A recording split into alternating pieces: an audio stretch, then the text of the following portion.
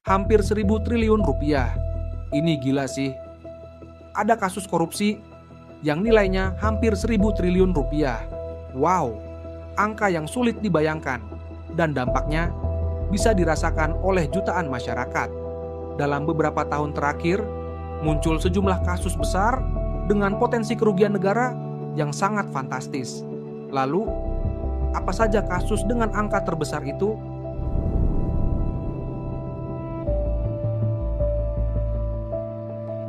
Kasus pertama berkaitan dengan tata kelola minyak mentah yang melibatkan Pertamina. Kasus ini disebut terjadi dalam rentang waktu 2018 hingga 2023. Awalnya, nilai kerugian negara yang disebut berada di angka sekitar 193 triliun rupiah. Namun setelah dilakukan perhitungan ulang, angka tersebut meningkat drastis hingga mencapai hampir 1.000 triliun rupiah atau sekitar 968 triliun rupiah. Angka ini menjadikannya sebagai salah satu kasus dengan kerugian terbesar dalam sejarah Indonesia. Dalam perkembangannya, kasus ini telah masuk ke tahap penuntutan dan sejumlah terdakwa telah dijatuhi vonis oleh pengadilan. Berdasarkan pemberitaan media nasional, salah satu nama yang menjadi sorotan adalah Riva Siahaan yang menjabat sebagai Direktur Utama Pertamina Patraniaga. Ia disebut dijatuhi hukuman 9 tahun penjara serta denda sebesar 1 miliar rupiah. Nama lain yang juga menjadi perhatian publik adalah Muhammad Keri Adrianto Riza yang merupakan anak dari pengusaha minyak Riza Chalid. Dalam putusan yang diberitakan, ia dijatuhi hukuman 15 tahun penjara, denda 1 miliar rupiah serta kewajiban membayar uang pengganti mencapai sekitar 2,9 triliun rupiah. Secara keseluruhan, jumlah tersangka dalam kasus ini disebut mencapai 18 orang.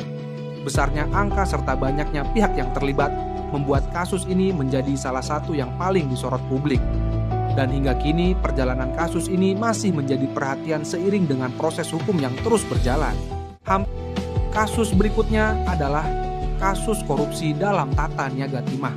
Kasus ini melibatkan PT Timah, salah satu perusahaan tambang besar di Indonesia. Kasus ini menjadi sorotan publik karena nilai kerugian yang disebut sangat fantastis.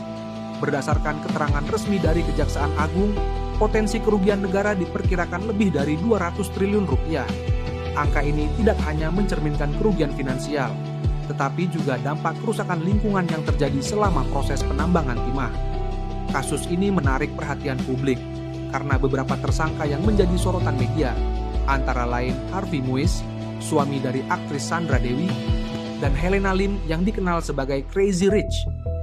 Kasus ini menunjukkan bahwa pengelolaan sumber daya alam memiliki risiko besar jika tidak diawasi secara ketat.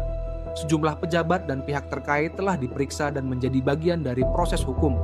Publik terus mengikuti setiap perkembangan kasus ini. Selain angka kerugian yang fantastis, dampak sosial dan lingkungan juga menjadi perhatian serius. Hingga saat ini proses hukum masih berjalan, dan Kejaksaan Agung memastikan bahwa semua tindakan korupsi akan ditindak tegas. Kasus PT Timah menjadi pengingat bahwa sumber daya alam Indonesia harus dikelola dengan transparansi dan pengawasan yang ketat. Bagaimana menurut Anda? Apakah kasus ini bisa menjadi titik balik dalam pengelolaan tambang di tanah air? Kasus ketiga adalah bantuan likuiditas Bank Indonesia atau yang lebih dikenal dengan BLBI. Kasus ini bermula saat krisis ekonomi besar tahun 1998. Pemerintah memberikan bantuan likuiditas kepada sejumlah bank untuk menjaga stabilitas sistem keuangan nasional. Namun dalam perjalanannya, muncul berbagai persoalan terkait penggunaan dana tersebut. Sejumlah laporan menyebut total kerugian negara dalam kasus ini mencapai 138 triliun rupiah. Selain itu, catatan Fitra menunjukkan korupsi BLBI masih menjadi beban negara, merugikan keuangan negara hingga 5.000 triliun rupiah dan merampas kesejahteraan masyarakat hingga 7 turunan menjelang tahun 2043 atau menjelang 100 tahun Indonesia merdeka. Kasus BLBI menjadi salah satu kasus paling kompleks karena melibatkan banyak pihak dan berlangsung dalam jangka waktu yang sangat panjang. Bahkan bertahun-tahun kemudian, upaya penanganannya masih terus dilakukan oleh pemerintah. Kasus ini menjadi pengingat bahwa pengawasan terhadap dana publik harus dilakukan secara ketat dan transparan. Bagaimana menurut Anda? Apakah BLBI bisa menjadi pelajaran dalam pengelolaan krisis keuangan di masa depan? Tiga kasus ini menunjukkan satu hal penting, bahwa dampak dari sebuah kebijakan dan pengelolaan sumber daya bisa sangat besar jika tidak dijalankan dengan transparansi dan pengawasan yang kuat. Namun perlu diingat, angka-angka yang disebutkan merupakan potensi kerugian negara berdasarkan hasil audit atau proses penyelidikan yang berlangsung, dan setiap kasus memiliki proses hukum yang terus berjalan. Lalu menurut Anda, apa yang bisa dilakukan agar kasus dengan kerugian sebesar ini tidak terulang di masa depan? Tulis pendapatmu di kolom komentar.